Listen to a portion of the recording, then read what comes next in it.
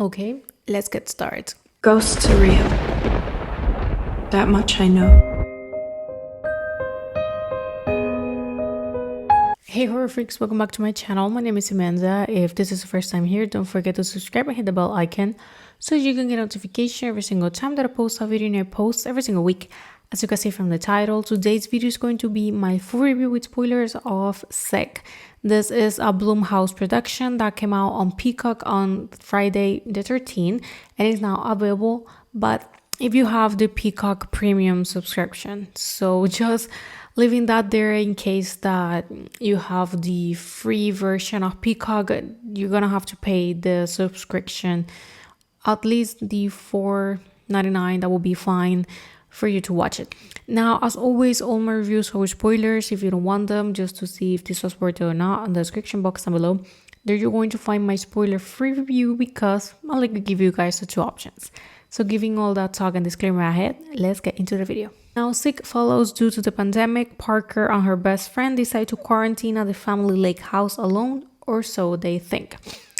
Basically, the film takes place during the beginning of the COVID-19 pandemic and the quarantine, so it's going to be a very familiar situation. I am not surprised that we're seeing films already that take place during that time.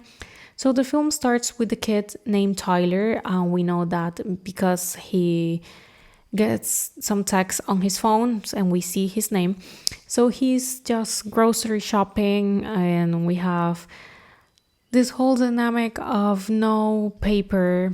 Everyone, like with the mask, we hear someone that is like coughing, and it's like all that. So basically, when he is doing his grocery shopping, he's receiving some weird text messages, and he even gets a picture of him in line.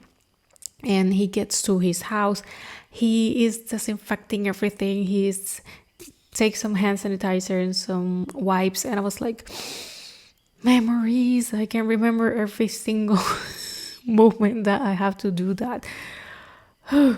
So he gets to his house, he's doing all that. He's not alone, and he gets killed. I think that is a very good opening sequence. I think that was pretty good. So then we have everyone, of course, living college and leaving everywhere to their home because, of course, we're in quarantine and we are going online, and you guys know. We have the girl Parker and her best friend, and they're leaving to Parker's family's lake's house. And they arrive, everything's fine, but that night, because it's basically just one night that they pass on the house, they realize that it's someone out there. At first, we think it's maybe the attacker from the beginning, but no, it's Parker's friend DJ. And after that, he wakes up in the middle of the night, she wakes up in the middle of the night, they realize that their phones are gone and someone is on the house. So we have all this sequence of they're trying to get out of the house. DJ, he doesn't make it. Parker and her friend, they do. So they're waiting for him to like basically get out of the house, but he's not able. So Parker gets into the house. She kills the attacker. She smashed his head.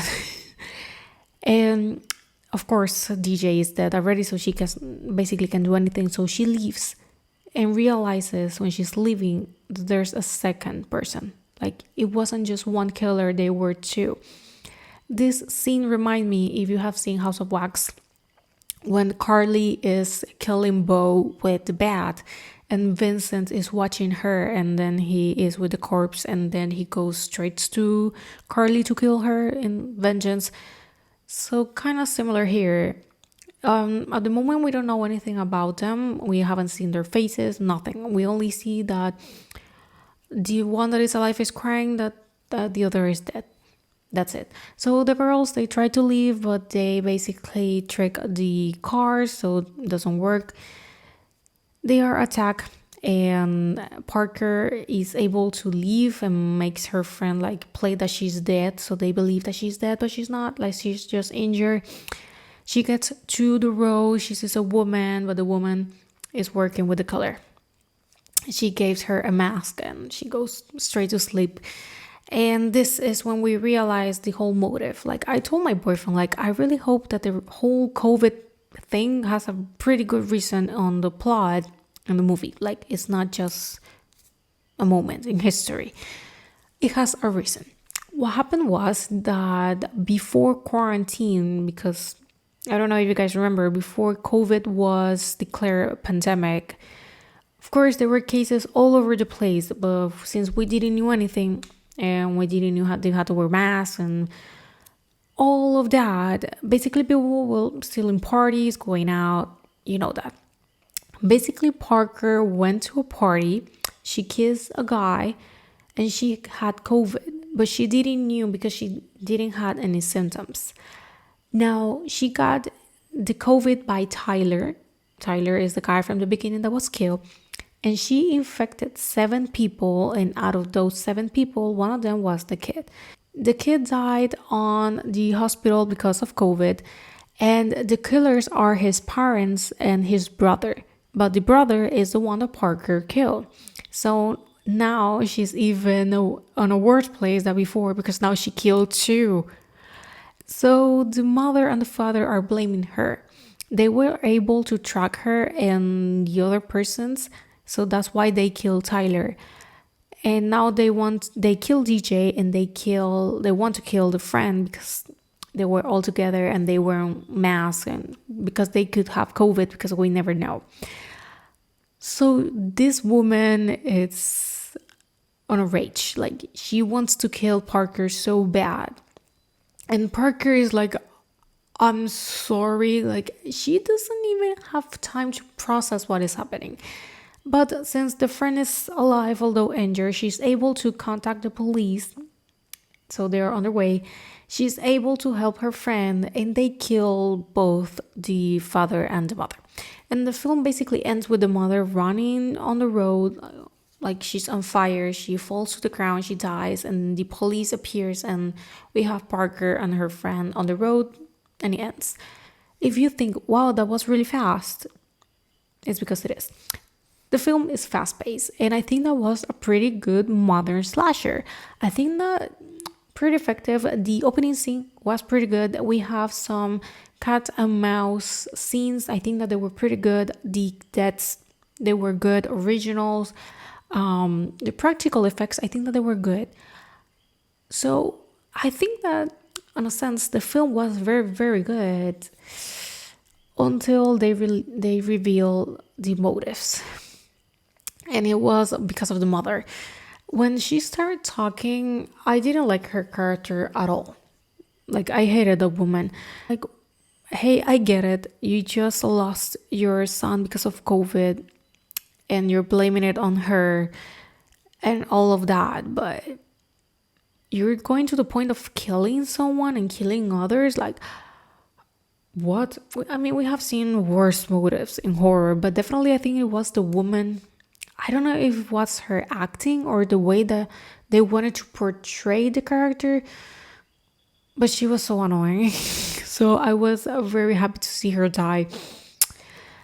So I think that was the only scene that took me out of the film. Like, that moments when they reveal the motives, because there was just something off about her and the father. Like, the characters, I don't know. Like, I think that we are supposed to feel sad for them, but it's like, you're not making me feel sad about this. Like, it's not working. So that would be the only thing that I dislike it about the film. But for the rest, I think that was pretty good. Would I rewatch it? No. That's for sure. I think that this one is a one watch and that will be fine. So I don't really think that I will be rewatching this film anytime soon or ever. But I think that if you want to have a good time and see a modern slasher, it's pretty good. The opening scene remind me a little bit to Scream because of the phone. Like I said, another scene remind me to House of Wax. The lake house can remind us of Friday the 13th. So definitely we can see the influence of the subgenre that is the slasher into this one by obvious reasons. Now I will give this film a 3.5 out of 5 and a 7 out of 10 because it's good, but I don't think that is that good or awesome, excellent, like the best movie of the year right now. I don't think so. But I think that is good. The concept is good and you can have a good time. Like maybe you can even watch it with friends. I think that could make like a good movie night with your friends. I think that could, yeah, definitely you're gonna have a good time. But thank you so much for watching. Let me know what do you thought about this film. If you watch it, you like it, you didn't. I was actually surprised by seeing this film. I didn't knew about it until they released the trailer. And oh, we're releasing this on January 13th. I was like, oh, we're having a film on Friday. I didn't know that. But of course, I decided to give it a try. But well, thank you so much for watching. And I'm going to see you guys on my next video. Bye. It's real. That much I know.